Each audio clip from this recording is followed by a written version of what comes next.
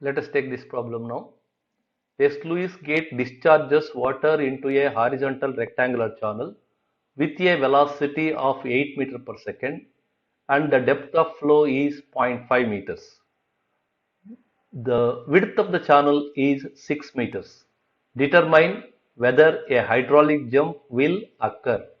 If so, find the sequent depth, height of standing wave, head lost, power lost, and length of the jump. Let us take this is what the situation, this is what the sluice gate. I said that hydraulic jump occurs just downstream of the sluice gate also. That problem is given here. So a sluice gate discharges water into a horizontal rectangular channel with a velocity. Here V1 is 8 meters per second and depth of flow, this D1 is 0.5 meters.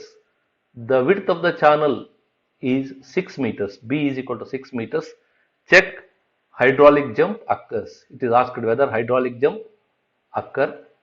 If so, you have to check it. Then if it occurs, we need to find sequent depth. What is sequent depth? D2 you have to calculate. Then height of the standing wave. Note that instead of giving height of the jump, he has given the standing wave. Another name for hydraulic jump is the standing wave. Then we need to calculate what is height of the jump. Then D2 minus D1. Then we need to find head lost. Head lost means that is energy loss. That is D2 minus D1 whole cube upon 4 D1 D2. Expression is also written here. Then we need to calculate what is the power lost. Power lost is gamma into Q into delta E. You have to calculate. And length of the jump. This is the additional thing it is given here. Earlier length of the jump we have taken as 6 times of D2 minus D1. That we have to calculate. Okay. So we have V1, D1, B. Now what is discharge Q? Discharge Q is equal to A1 into V1.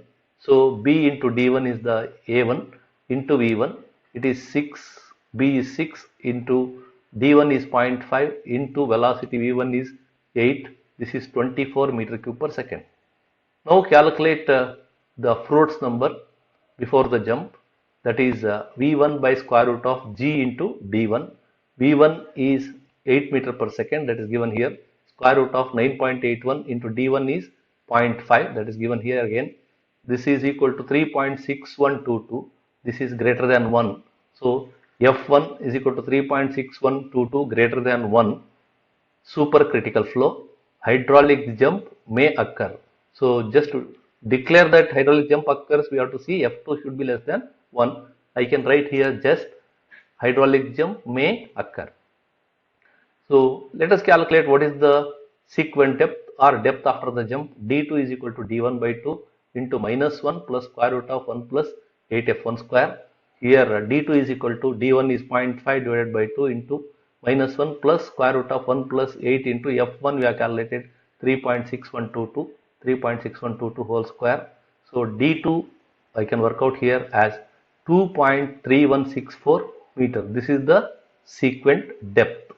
So for this value of D2, we can calculate what is V2 by using continuity equation. V2 is equal to Q by A2.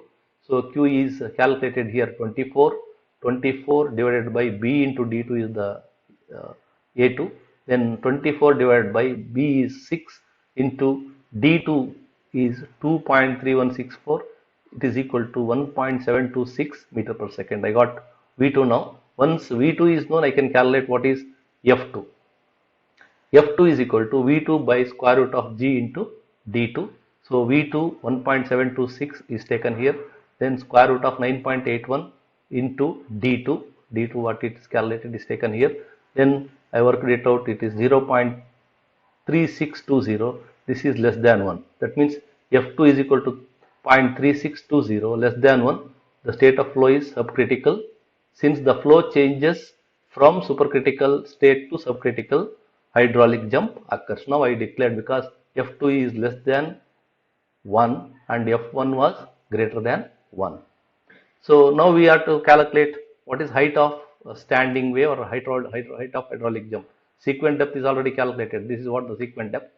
Now we can calculate height of the standing wave or hydraulic jump.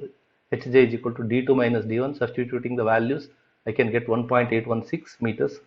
Head loss or energy loss, delta E is equal to d2 minus d1 upon 4 d1 d2. Substituting the values here, 1.293 meters or kg meter per kg you can write, or Newton meter per Newton also you can write. Then power lost in the jump, PL is equal to gamma into Q into delta E. So gamma is 9810 for water into 24 discharge, what you have calculated is taken here, Q into delta E is 1.293, this is calculated here.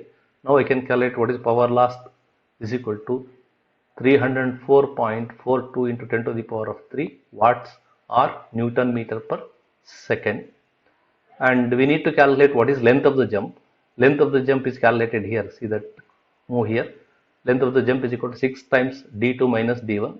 Substituting the values of d2 and d1 here, I can calculate length of the jump, Lj is equal to 10.896 meters.